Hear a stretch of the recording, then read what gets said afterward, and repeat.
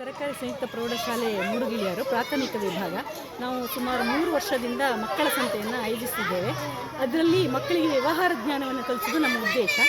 ಗಣಿತದಲ್ಲಿ ಹಾಗೆ ಸಾಮಾಜಿಕವಾಗಿ ಪೋಷಕರ ಗ್ರಾಹಕರ ಜೊತೆಯಲ್ಲಿ ಹೇಗೆ ಬೆರೀಬೇಕು ಅನ್ನೋದನ್ನು ನಾವು ಹೇಳಿಕೊಡ್ತಾ ಇದ್ದೇವೆ. ಮಕ್ಕಳು ಕೆಲವರು ಸಂತೆಯಿಂದ ಸಾಮಾನು ಪರ್ಚೇಸ್ ಮಾಡಿದ್ದಾರೆ, ಕೆಲವು ಮನೆಯಲ್ಲೇ ಬೆಳೆದ ತರಕಾರಿಯನ್ನು ತಂದಿದ್ದಾರೆ, ಕೆಲವು ತಾಯಿಯಂದರು ಜ್ಯೂಸನ್ನು ತಿಂಡಿಯನ್ನು ಮಾಡಿಕೊಟ್ಟಿದ್ದಾರೆ. ಅದೆಲ್ಲವನ್ನು ಕೂಡ ಇಲ್ಲಿ ಮಾರಾಟ ಮಾಡ್ತಾರೆ. ಶಿಕ್ಷಕರ ಸಹಕಾರದ ಜೊತೆಯಲ್ಲಿ ಅವರು ಪೋಷಕರ ಜೊತೆಯಲ್ಲಿ ವ್ಯಾಪಾರವನ್ನು ಮಾಡ್ತಾ ಇದ್ದಾರೆ.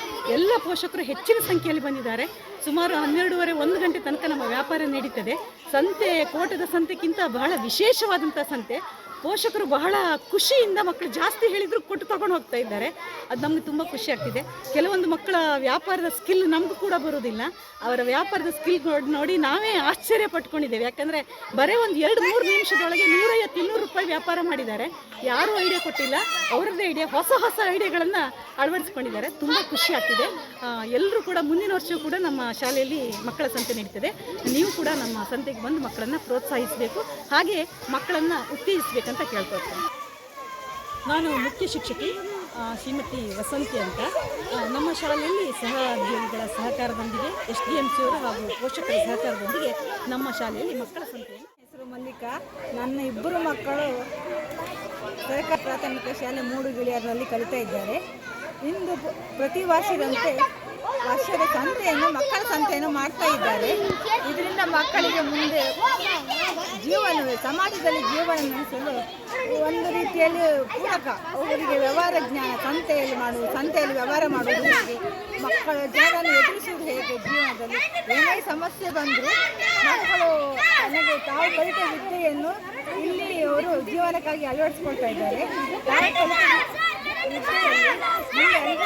ಕೆಲಸ ಸಿಗುತ್ತೆ ಅನ್ನೋ ಭರವಸೆ ಇಲ್ಲ. ಆದ್ದರಿಂದ ನಾವು ಸಂತಿಕೆಯಲ್ಲಿ ಬದುಕಬೇಕು ಅನ್ನೋ ವಿಚಾರ ಈಗಿಂದ ಮಕ್ಕಳಲ್ಲಿ ಬಿಟ್ಟಬೇಕು ಅನ್ನೋ ಕಾರಣಕ್ಕೆ ಇಲ್ಲಿಯ ಟೀಚರ್ಸ್ ಅವರಿಗೆ ಬೆಂಬಲ ನೀಡ್ತಾ ಇದ್ದಾರೆ.